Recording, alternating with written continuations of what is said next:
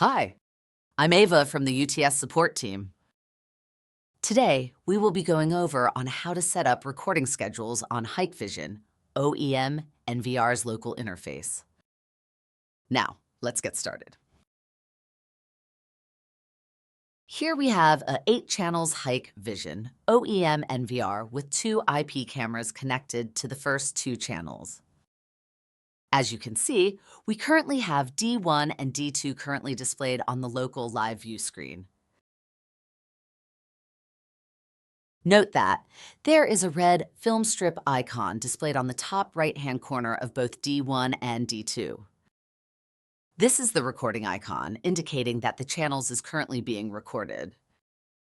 Now, let's go to the configuration page to learn about how to change and manage the recording schedules. First, go to the main menu by click on the home icon on the top left-hand corner, then go to Configuration under Main Menu. Note that there is an Easy Mode option on the bottom left-hand corner of the configuration screen.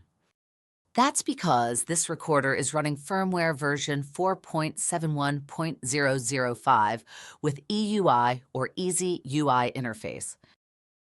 This interface has 2 modes, Easy Mode and Expert Mode.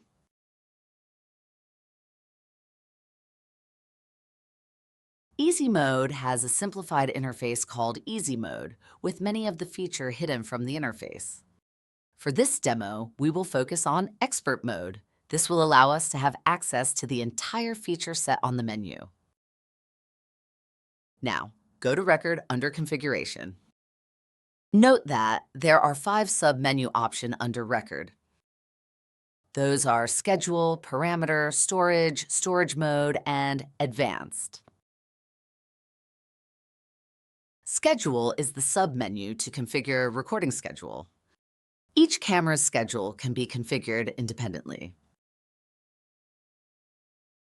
Parameter is the sub-menu for configuring camera's mainstream and substream stream type, resolution, as well as other encoding settings.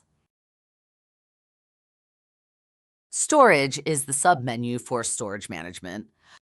You can check, repair database, and format hard drives under this submenu. It's important to check under this submenu to verify that the hard drives are working before attempting to make any changes to the recording schedule. Storage mode is the submenu to switch between quota mode and group mode for hard drive storage. We strongly recommend to keep the storage mode as the default quota mode with recording capacity set to 0. Note that when the recording capacity is set to 0 inches for the camera, there will be no limit on the amount of storage that a particular camera can use to record. Advanced is the submenu for turning off features such as hard drive overwrite, hard drive sleeping setting, etc. We strongly recommend to keep this section as default. Now, let's go back to Schedule. Under Schedule, you will see a weekly calendar under the Camera Selection menu. Below that, you will see a toggle switch to enable and disable recording schedule. By default, all channels' recording schedule are set to on with all weekday hours are marked as blue, which indicates the recording schedule is continuous recording. This is to avoid missing recording footage due to misconfiguration of camera events, such as misconfiguration of motion detection area. On the newer firmware, there are 2 major types of recording schedule: continuous, marked as blue, and event, marked as red. Event schedule contains motion events, VCA events, alarm events, as well as other system-related event triggers. To clear the recording schedule on D1, make sure to have D1 selected, then click on the Clear icon above the schedule calendar, then drag and drop across the weekly calendar. You will notice that the blue highlight of continuous recording schedule had been erased. To apply this schedule, click on Apply to Save. Let's go to Live View and verify if the D1 camera is still recording. As you can see, there is no more recording icon on D1. This means that D1 is currently not recording, as the recording schedules had been cleared on this channel. Now, let's go back to recording schedule and set up event schedule for D1.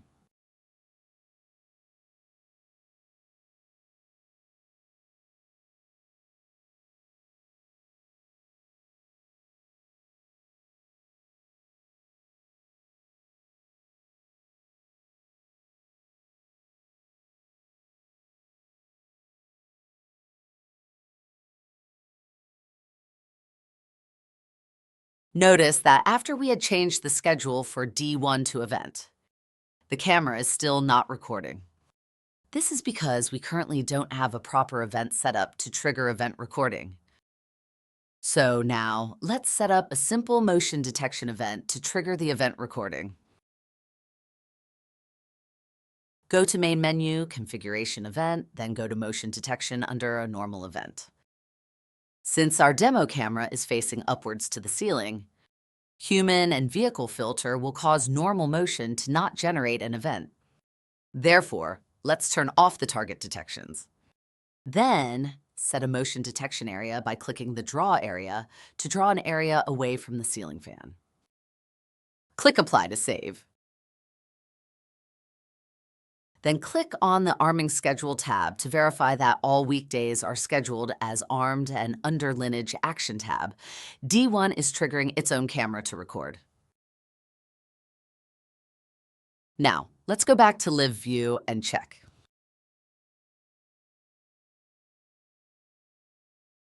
Notice there is a yellow bell icon popping on the top right-hand corner of D1 besides the recording icon, as the hand is waving in front of the camera.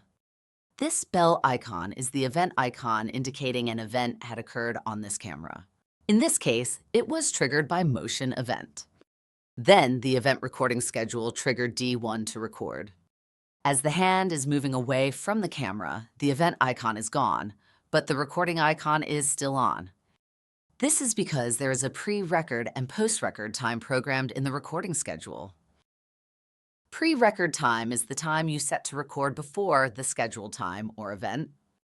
For example, when an alarm triggers the recording at 10 in the morning, if you set the pre-record time as 5 seconds, the camera will start to record at 9:59 and 55 seconds in the morning.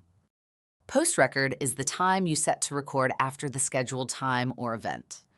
For example, when an alarm trigger ends at 11 in the morning, if you set the post-record time as 5 seconds, it will record till 11 o'clock and 5 seconds in the morning. Now, let's go back to Schedule Settings to check on how to configure pre-record and post-record time. To configure this, we will have to click on the Advanced option under Schedule of the camera that we want to configure.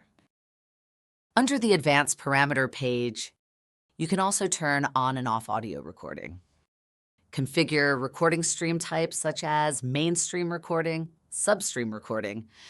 Some higher model of recorders also supports dual stream recording. Under the Video and Picture Expiry Time section, you can configure the recorder to set the video footage that's older than X number of days to auto-expire. Note that when it's set to 0, it means there is no limit. We highly recommend to keep this setting as 0. Once we have finished configuring the desired recording schedule settings, we can use the Copy To function to copy the recording schedule settings to other cameras. This feature will greatly reduce the configuration time and possible mistakes during setup. This concludes our video tutorial. For more videos like this, please visit our website at utsgroup.ca or visit our YouTube channel. Don't forget to share and subscribe. Thank you for watching.